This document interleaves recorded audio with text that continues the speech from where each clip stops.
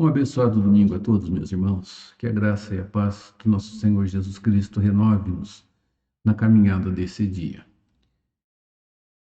Colossenses, capítulo 3, do verso 12 ao verso 17. A palavra do Senhor diz assim: Revesti-vos, pois, como eleitos de Deus, santos e amados, de ternos afetos de misericórdia, de bondade, de humildade, de mansidão, de longanimidade. Suportai-vos uns aos outros, perdoai-vos mutuamente, caso alguém tenha motivo de queixa contra outrem. Assim como o Senhor vos perdoou, assim também perdoai vós. Acima de tudo isto, porém, esteja o amor, que é o vínculo da perfeição. Seja a paz de Cristo o árbitro em vosso coração, a qual também fostes chamados em um só corpo, e sede agradecidos. Habite ricamente em vós a palavra de Cristo. Instruí-vos e aconselhai-vos mutuamente em toda a sabedoria, louvando a Deus com salmos e hinos e cânticos espirituais, com gratidão em vosso coração.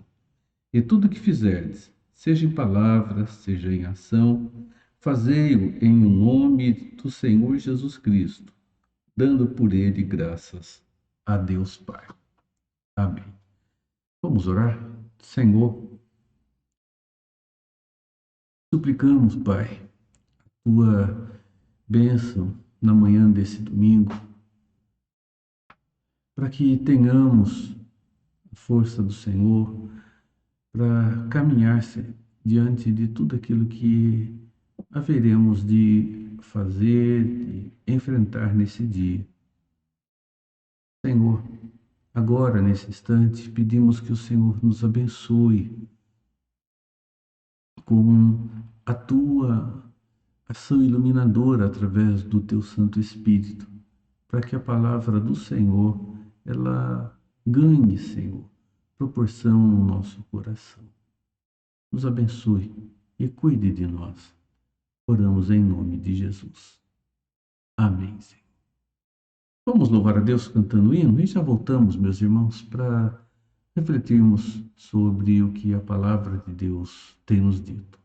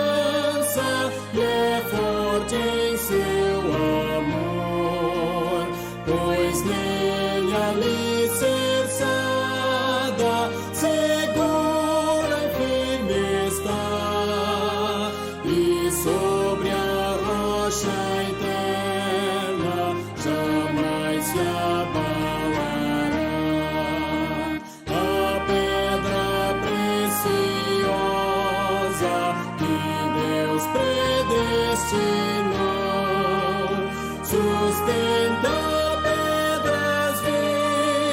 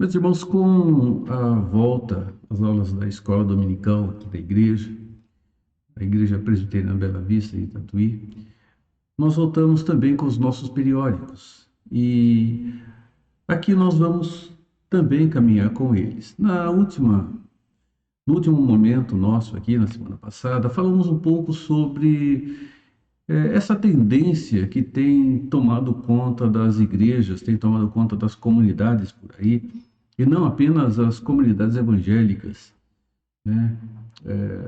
A de pessoas acharem que podem viver uma relação com Deus longe da vivência comunitária. E a vivência comunitária, para muitos, ela está atrapalhando uma vida autêntica com o Senhor. Talvez uma postura bem monástica sendo defendida por essas pessoas. E esses chamados desigrejados têm vivido a parte da vida comunitária e têm defendido a ideia, têm propagado a ideia de que viver com Deus pode perfeitamente acontecer na distância da vivência junto com a igreja local. O tempo de pandemia que nós estamos vivendo reforçou a ideia, esse conceito na vida de muitas pessoas.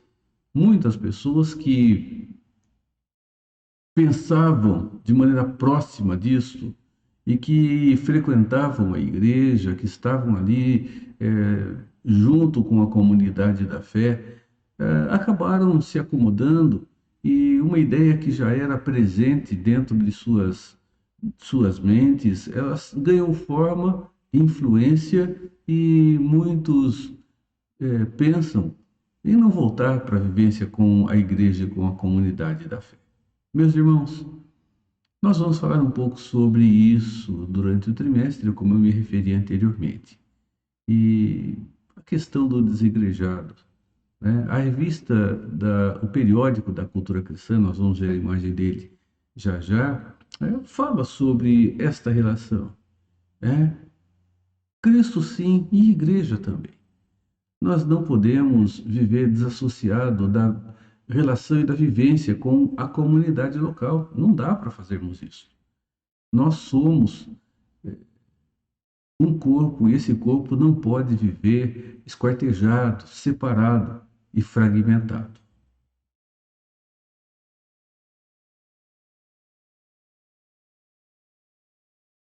Aula de número 1, ou a nossa primeira lição. A importância da igreja. Desigrejado, nem pensar. Jesus sim, igreja também. O texto básico, meus irmãos, o texto que nós vamos ter por base é 1 Timóteo, capítulo 3, do verso 14 ao verso 16. É bom nós lembrarmos que o apóstolo Paulo, o texto envolve um contexto de culto, um contexto de adoração, de instrução com relação a esses aspectos. A palavra do Senhor diz assim: escrevo-te estas coisas, esperando ir ver-te em breve, para que, se eu tardar, fiques ciente de como se deve proceder na casa de Deus, que é a igreja do Deus vivo, coluna e baluarte da verdade. Evidentemente, grande é o mistério da piedade. Aquele que foi manifesto na carne foi justificado em espírito, contemplado por anjos, pregado entre os gentios, crido no mundo, recebido na glória. Nós aprendemos, meus irmãos, já desde que somos pequenininhos, que os valores interpessoais, os relacionamentos, eles são fundamentais para a nossa vida. Os nossos relacionamentos, eles não podem ser desprezados, e aprendemos isso bem cedo em nossas vidas. Nós aprendemos, dentro do nosso egoísmo, como crianças, que nós temos que repartir, que nós temos que dividir, que nós temos que estar juntos, que nós temos que aprender o relacionamento, e relacionamento é uma situação de dar, de receber, é uma situação de renúncia, né? Então nós aprendemos já desde cedo que os relacionamentos eles são importantes.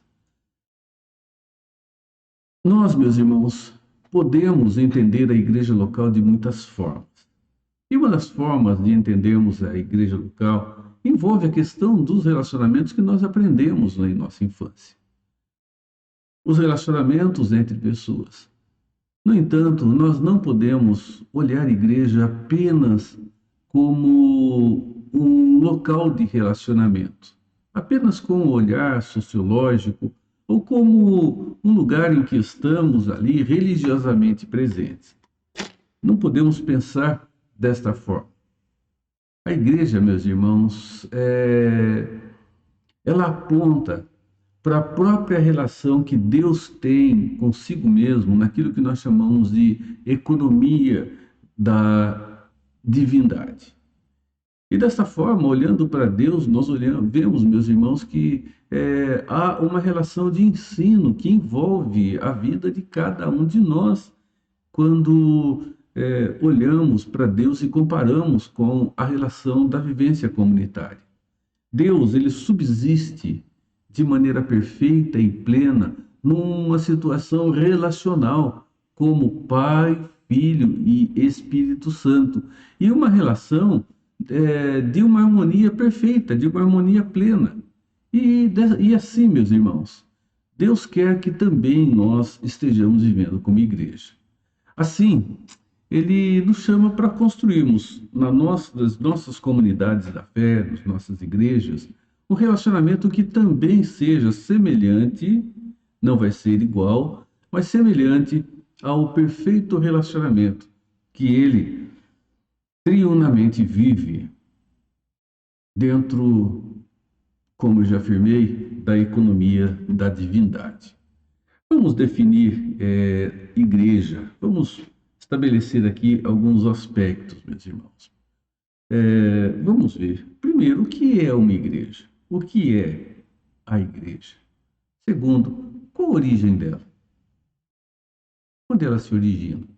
Terceiro, qual a sua importância dentro do contexto da sociedade que nós vivemos? E, principalmente, qual a sua importância diante do Deus Todo-Poderoso? E quais são os desafios que a igreja tem enfrentado no nosso tempo? Particularmente pensando nessas últimas décadas de grandes mudanças e grandes transformações. Esse texto, né, transcrito da revista, diz o seguinte: a igreja deve ser vista como indivíduos que são chamados por Deus por meio da sua palavra em todos os tempos.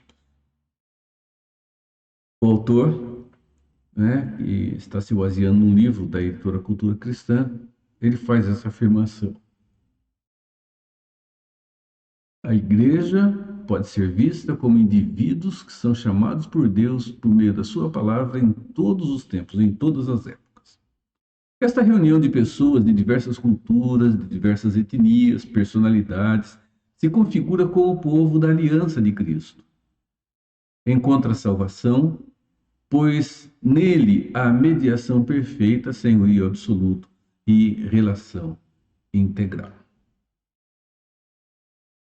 Essa definição, ela é muito própria, muito importante, porque mostra que a igreja, em essência, ela é o povo remido de Deus, o povo resgatado, aqueles onde a graça de Deus se manifestou, a sua salvação se fez presente e, chamados pela sua palavra, agora passam a viver uma novidade de vida.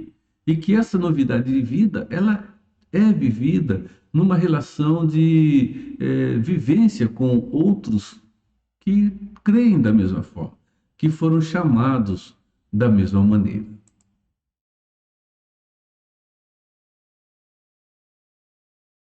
Vamos lembrar, meus irmãos, que Deus cria tudo perfeito, tudo bom, e dá ao ser humano a liberdade de escolha lá em Adão.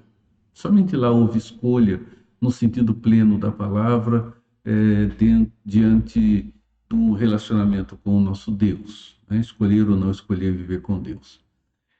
Em razão do que aconteceu, do pecado que fez com que a queda existisse, o ser humano ele passou a se opor a qualquer situação, a qualquer circunstância que envolva valor que seja absoluto. Um valor absoluto, quer seja para a sua vida, quer seja para o seu grupo social. E nós observamos isso quando nós vemos a rebeldia da humanidade em Noé. E ali nós vemos a rejeição a tudo aquilo que podia ser valor absoluto, porque afinal de contas estavam vivendo simplesmente debaixo da sua própria vontade, do seu próprio querer. E nós observamos que com a caminhada dos momentos que as nossas sociedades vivem, ou que a nossa sociedade vive, mudanças no comportamento, mudanças na maneira de enxergar a realidade também foi mudando. Nós vivemos hoje um tempo chamado de pós-modernidade, ou já passando um pouquinho dela, ou do que se chama sociedade líquida. E uma das características dessa sociedade líquida ou da pós-modernidade, meus irmãos, é o valor relativo, que se torna absoluto para cada um, porque não existe um valor absoluto para todos. Então há uma negação de tudo aquilo que é absoluto e é absoluto envolvendo todas as pessoas debaixo de um mesmo conceito. A sociedade líquida, essa sociedade que muda a todo tempo, ou essa sociedade pós-moderna que é relativa, ela defende o conceito de que a verdade absoluta, ela é relativa. Parece um contrassenso, mas é isso. Ela é verdade absoluta para mim, mas não precisa ser para o outro. Ela é para o outro, mas não precisa ser para mim. Então, essa verdade absoluta do outro, ela é relativa, porque ela pode não ser absoluta para mim. Então, não existe uma verdade absoluta segundo o conceito social pós-moderno ou da nossa sociedade líquida. Irmãos, elas veem o meio social tradicional como uma sociedade de valores que se perderam, que estão falidos. É assim que essa sociedade pós-moderna encara os valores. Tudo dentro dessa sociedade é relativizado. É relativo, né? O que é bom para um não precisa ser necessariamente bom para outro e vice-versa. Só que a Igreja de Cristo, meus irmãos, ela é uma instituição que vive valores. E dentro desse aspecto social de relatividade que nós vivemos na nossa sociedade, essa sociedade líquida, a Igreja, que ela é uma instituição que vive uma crise tal qual vive a nossa sociedade, é uma pergunta interessante, né? Afinal de contas, a igreja ela está mergulhada dentro da vida social. A identidade dessa igreja está limitada às circunstâncias históricas e ideológicas? Porque são circunstâncias históricas. Historicamente, nós vemos uma sociedade líquida. E nós observamos que, ideologicamente, os valores são absolutos para a pessoa apenas. A identidade da igreja, ela caminha na mesma direção? Ou então, o que a palavra de Deus, que é a única regra de fé e prática, tem a nos ensinar sobre a natureza, o papel e a missão da igreja neste mundo pós-moderno, nessa sociedade líquida? Vamos olhar para as Escrituras. As Escrituras, elas nos trazem figuras de linguagem que definem a natureza da igreja. São as metáforas.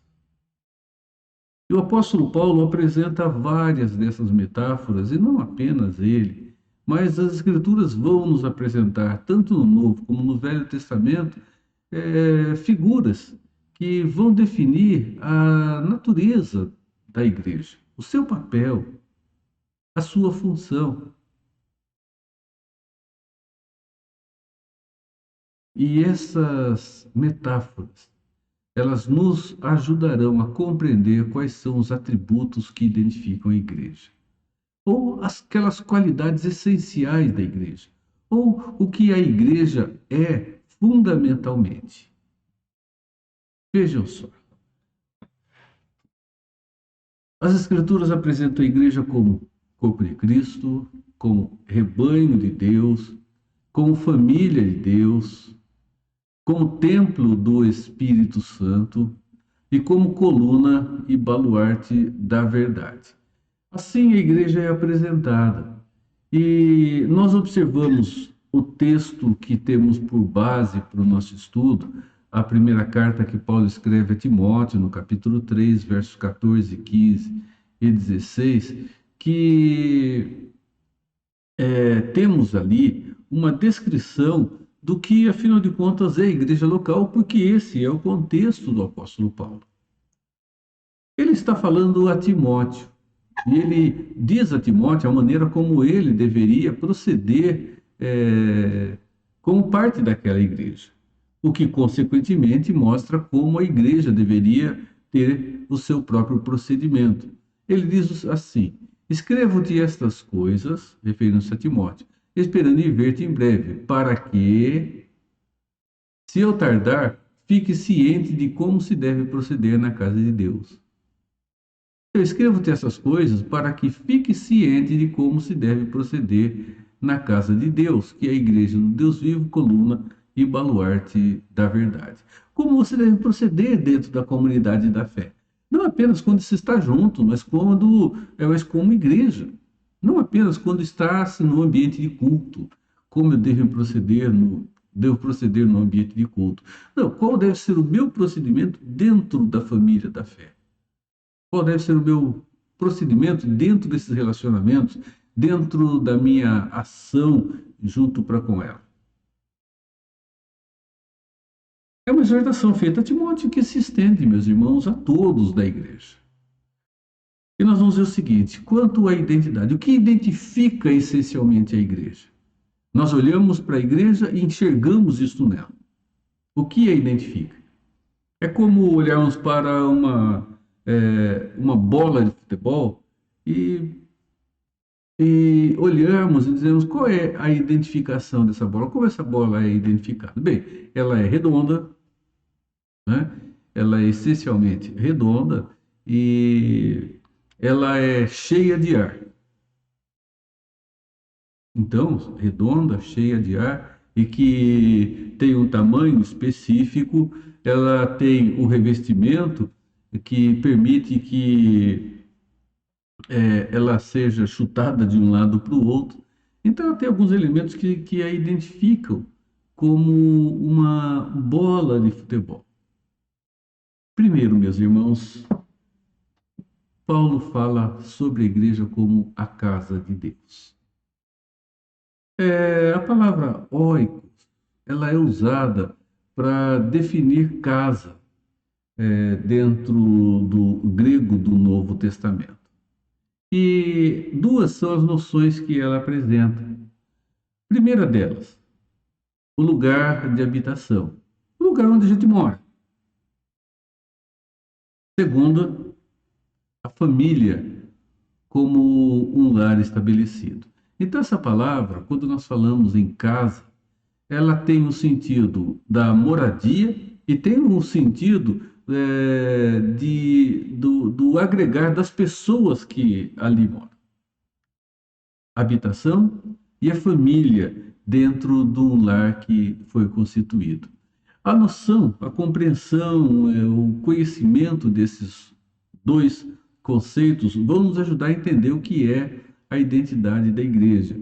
Então, esse conhecimento, segundo o Wayne Mack, nos dará condições de cultivar uma atitude de respeito e gratidão pelos irmãos que congregam conosco, tornando-se nossa família em momentos felizes e em situações de sofrimento. Conhecer isso, que a igreja é o lugar onde nos reunimos e que a igreja é a família que vive e reside nesse lugar, ela vai nos dar, meus irmãos, a condição para vivermos para com ela uma situação de respeito e de gratidão, afinal de contas, são irmãos em Cristo. Eles congregam conosco, eles são nossa família. E nossa família para viver as situações mais difíceis e as situações e os momentos mais alegres também. Essa expressão, lugar de habitação do Deus vivo. Paulo, ele faz essa afirmação mostrando que aqui temos um conceito da habitação de Deus junto do seu povo. Quando ele diz a igreja é a casa do Deus vivo, ele se refere a Deus se manifestando ali de maneira real e concreta. Não é apenas uma metáfora que se perde no vazio. Nós pensamos em igreja, meus irmãos, normalmente como o templo, né? O lugar onde a gente vai, que tem os seus bancos, que tem um púlpito, que tem um piano, instrumentos musicais, que tem um lugar para colocar o carro, que tem um coral, talvez seja essa a situação que você vive ou não. Enfim, pensamos em igreja dessa forma, com aquilo que identifica visualmente o que a estrutura estabelecida para que atividades aconteçam. Mas ela é muito mais do que isso. Segundo a palavra de Deus, meus irmãos, as coisas vão bem além. Vejam o que Paulo diz em 1 Coríntios 3, 16 e 17. Não sabeis que sois santuário de Deus e que o Espírito de Deus habita em vós? Se alguém destruir o santuário de Deus, Deus o destruirá, porque o santuário de Deus, que sois vós, é sagrado. É mais do que simplesmente o lugar onde nós nos reunimos.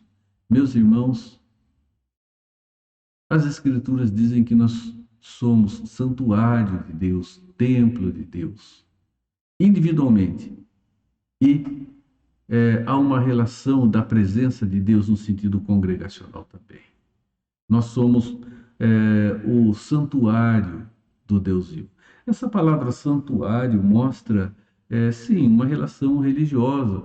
É um lugar onde nos reunimos para um momento de dedicação, de adoração e de culto ao Senhor. Nós somos o lugar onde Deus mora, habita, fazendo com que toda uma relação para com Ele mesmo aconteça através da sua própria direção.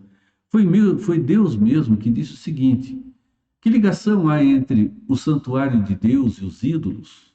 Veja, não dá, né? Para alguém viver uma situação de idolatria e sendo o santuário de Deus. Porque nós somos santuários do Deus vivente, como ele próprio disse. Habitarei e andarei entre eles, serei o seu Deus e eles serão o meu povo. Habitarei e andarei entre eles. Efésios 2, 19, 20, 21 e 22.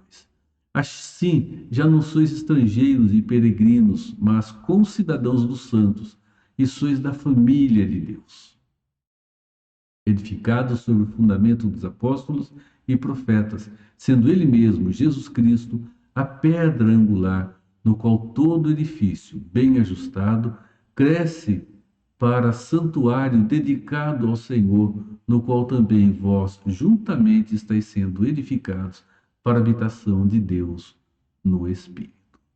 Meus irmãos, olhamos as Escrituras e nós vemos o próprio Deus afirmando que nós somos habitação dele, morada do Senhor, e que o próprio Deus ricamente habita em nós. Isso nos leva a pensar sobre a livre vontade manifesta de Deus quando ele resolveu se relacionar conosco, ele resolveu viver conosco. E ele resolveu caminhar conosco durante a nossa vida aqui, manifestando o tempo todo a sua presença, que é uma presença transformadora, meus irmãos. Ele está em nós, caminhando conosco, presente em nós, convivendo conosco, se relacionando conosco, para fazer com que nós sejamos transformados à semelhança da pessoa de Cristo dia a dia. Meus irmãos, Deus resolveu reunir pessoas à sua volta e habitar com essas pessoas. Isso é da livre vontade do Deus Todo-Poderoso. Isso significa que quando nós olhamos biblicamente, nós entendemos que a igreja é o lugar onde Deus habita. E nós passamos a entender o seguinte: o Wayne Mack diz que se queremos estar com Deus, queremos estar onde Ele está, nós precisamos estar na igreja, pois é ali que Ele habita. Não no templo circunscrito lá dentro. Porque essa ideia de habitação de Deus no templo é uma ideia que muitos têm levado de forma que Deus está lá e nós vamos até lá, até o templo, para nos encontrarmos com Ele. Deus está presente em nós. Nós nunca podemos nos esquecer disso. Mas é ali que a habitação do Senhor acontece no meio do seu povo reunido. É em nós e lá, comunitariamente. Nunca nos esqueçamos disso.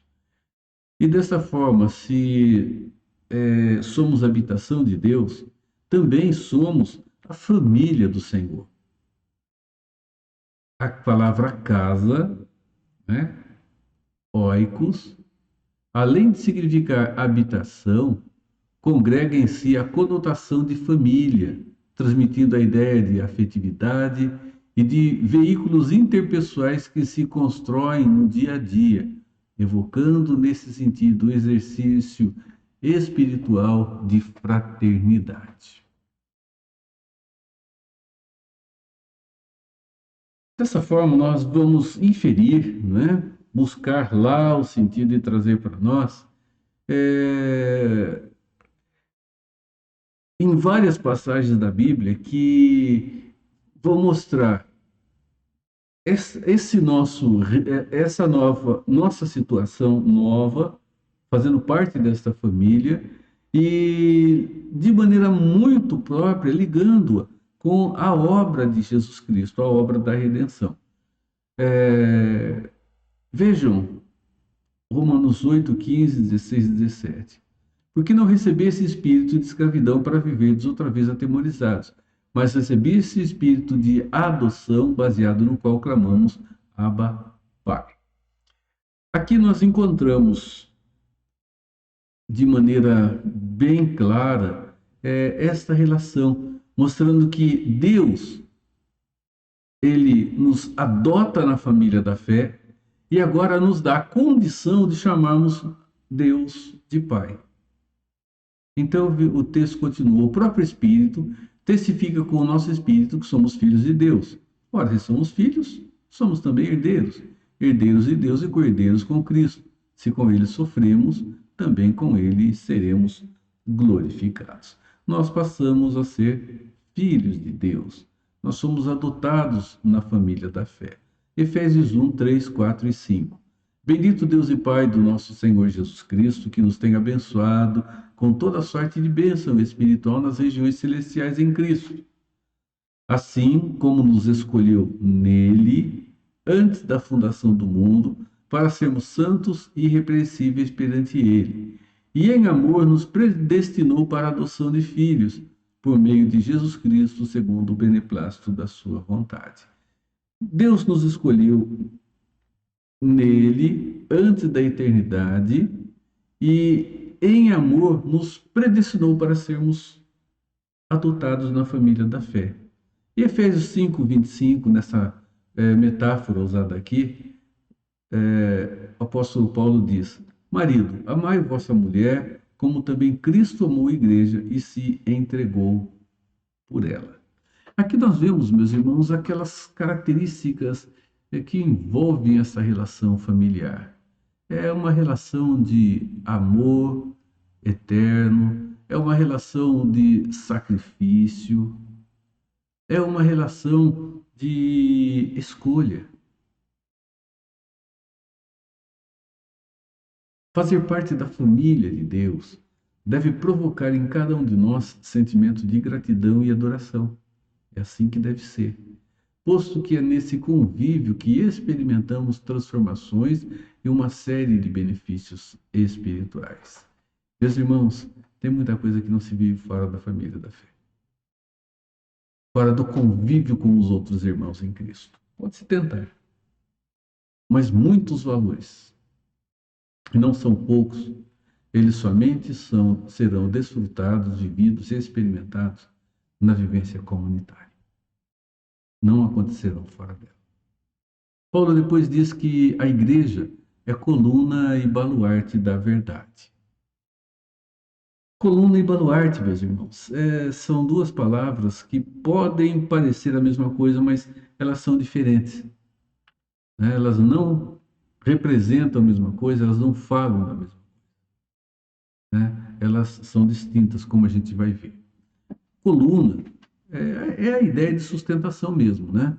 Ela nos leva àquela ideia de uma estrutura que existe para afirmar algo que vem sobre ela. Como se fosse um suporte, né? Aquilo que serve de ligação entre a base e o que está acima da base, que de fato precisa ser sustentado. Então, é esse ponto intermediário que vai dar a ligação, vai fazer a ligação e ao mesmo tempo dar a sustentação. Assim, meus irmãos, a igreja, ela se torna o suporte para algo grandioso e que ela recebe de Deus como responsabilidade viver essa relação de sustentação. A igreja é o suporte para a revelação de Deus. Ela é o suporte para a proclamação da palavra. Ela é o suporte para proteger a verdade do Deus vivo no meio desse mundo de inverdade, de relatividade. Assim, meus irmãos, nós observamos que Deus deixou para nós, segundo a sua própria palavra, valores que são essenciais para que essa verdade seja protegida, seja vivida da maneira como ela é necessária.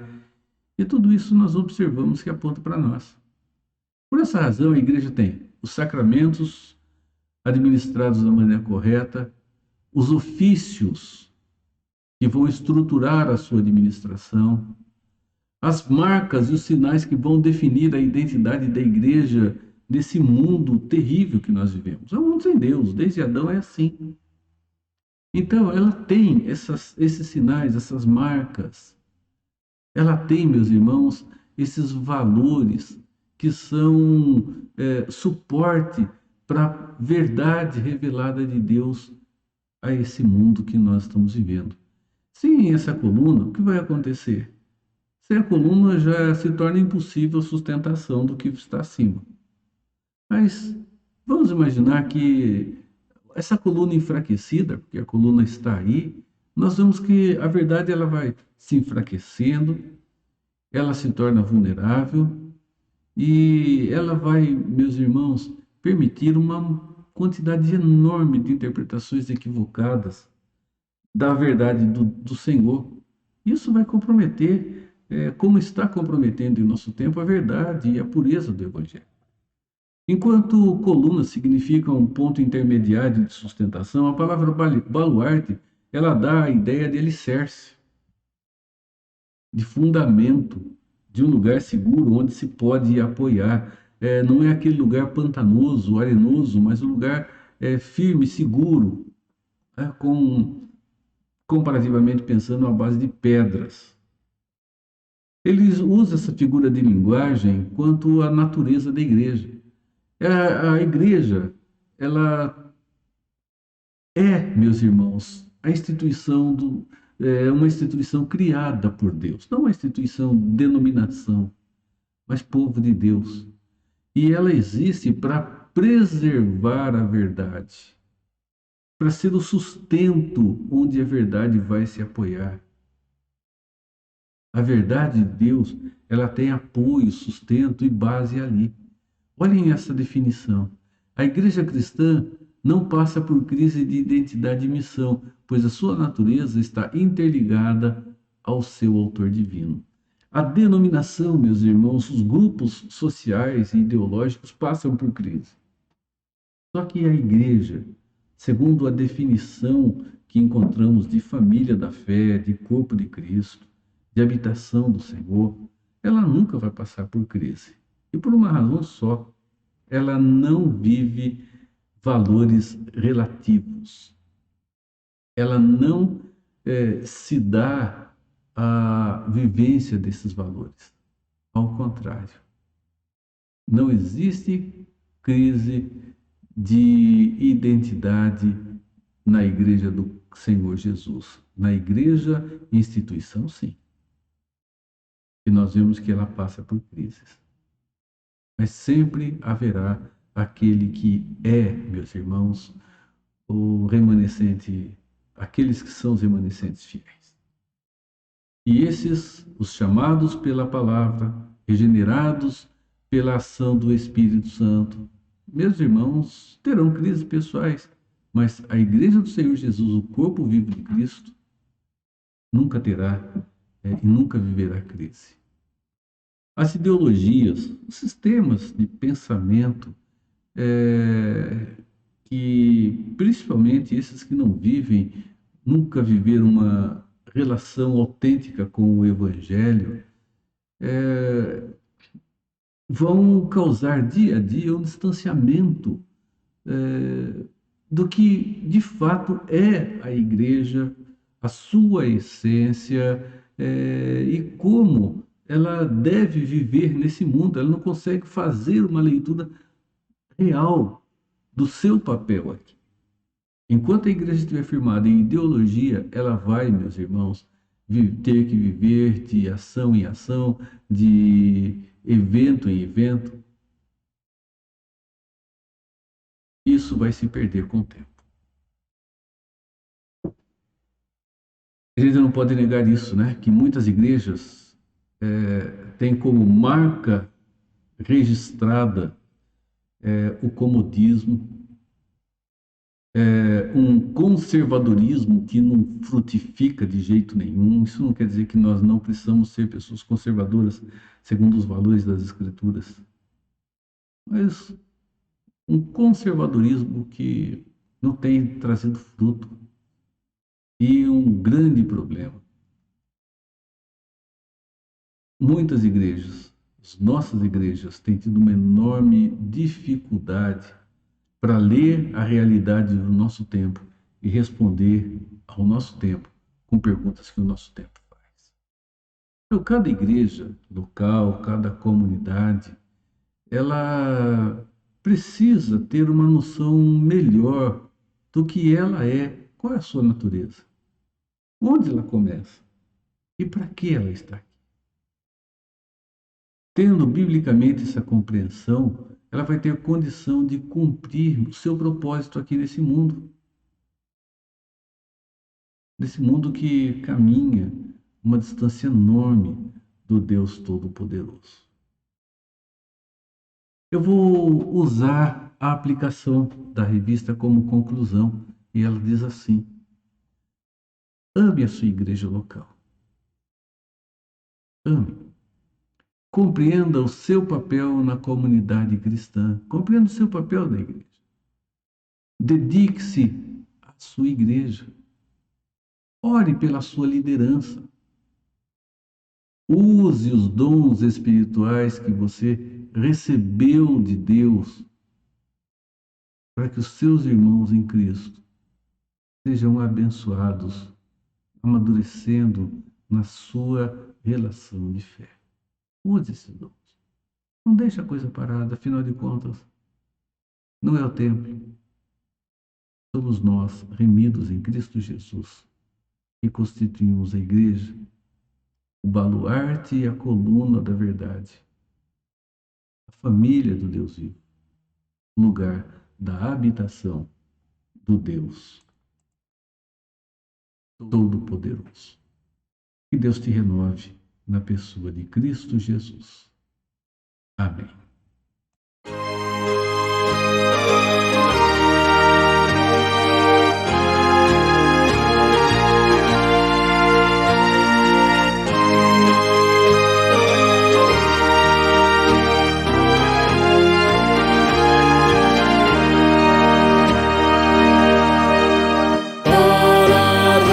Para a igreja, grande preço Cristo deu.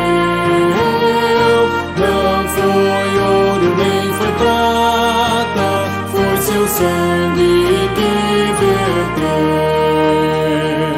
Grande foi o teu amor, que na cruz assim mostraste.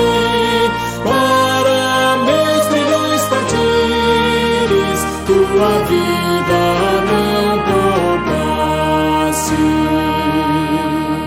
Pois agora que sou tua, não te quero mais perder. E com gratidão servindo, quero só por ti viver. Grande foi o teu amor, que na cruz assim mostraste. Para meus milhões partires, tua vida não poupasse. Quero receber teu jugo e em teus passos caminhar.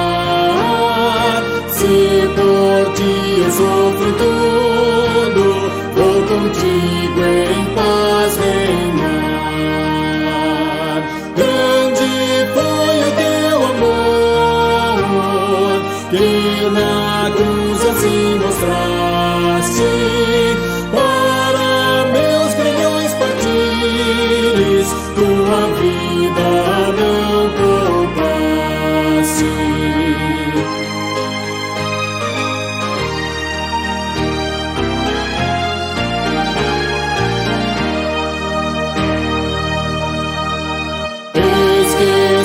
Aqui na terra, esperando teu voltar.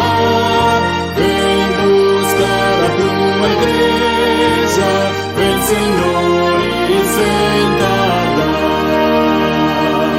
Grande foi o teu amor, que na cruz assim mostraste.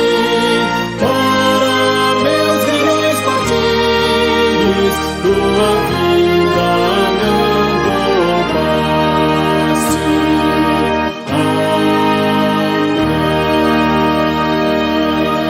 Amém. Vamos orar. Nosso Deus, nós estamos aqui, Pai, não é por uma situação casual, mas é por uma ação intencional do Senhor. O Senhor resolveu, decidiu nos tomar como teu povo. O Senhor, diante do nosso ato rebelde, satisfez a tua própria justiça, essa justiça tão necessária de ser feita, pagando a nossa dívida, Senhor. E o Senhor decidiu relacionar-se conosco, caminhar conosco, transformar, Senhor, a nossa vida dia a dia. Obrigado, Pai. E enquanto estivermos aqui militando, que a nossa vida seja de compreender a Tua verdade e de praticá-la, Senhor, em nossa caminhada dentro dos desafios dessa sociedade que não Te conhece, Pai, tem vivido. Nos ajude, Senhor. Cuide de nós. Nos abençoe. É o que pedimos ao Senhor, orando em nome de Jesus. Amém. Meus irmãos, que a bênção do Deus Todo-Poderoso, o Deus Triuno, Deus Pai, Deus Filho, Deus Espírito Santo, seja com a sua vida, seja com todo o povo de Deus espalhado pela face da terra, a família do Deus vivo, hoje e sempre. Amém. Deus te abençoe, Deus te guarde, Deus te renove em mais esse início de semana. Amém.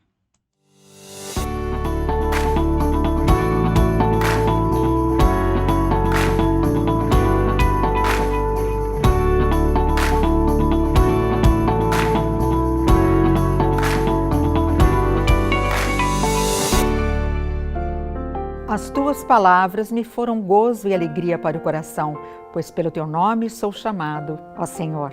Jeremias 15:16. Sempre gostei de escrever. Que alegria era ouvir a professora dizer, dia de redação. Às vezes a lição era descrever uma figura. Outras vezes contar uma história e outras falar sobre um tema proposto.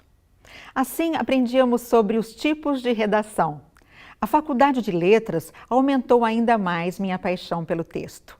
Ler e interpretar um texto é algo extraordinário. Horizontes são descortinados, viagens são feitas sem que se saia do lugar. A literatura marcou minha formação. Sigo encantada pela bênção de poder ler e escrever. Nenhuma literatura, no entanto, pode ser comparada à Bíblia. A leitura da Palavra de Deus transcende a experiência intelectual. Ao conhecermos uma obra literária, conhecemos um pouco sobre o seu autor. Oh, quão maravilhoso é conhecer o autor da vida nas leituras da Bíblia. Na leitura da Palavra, aprendemos sobre o ser de Deus, e aprender sobre o Deus é aprender sobre amor, graça, perdão e redenção. A marca de amor mais indelével que há em mim foi feita pelo autor da minha fé. A graça que me redimiu é para todos os que creem no Senhor Jesus. Um dia Ele me chamou irresistivelmente para viver as suas maravilhas, todas elas reveladas na sua bendita palavra. Tal bênção também pode ser sua. Receba Jesus Cristo como Salvador.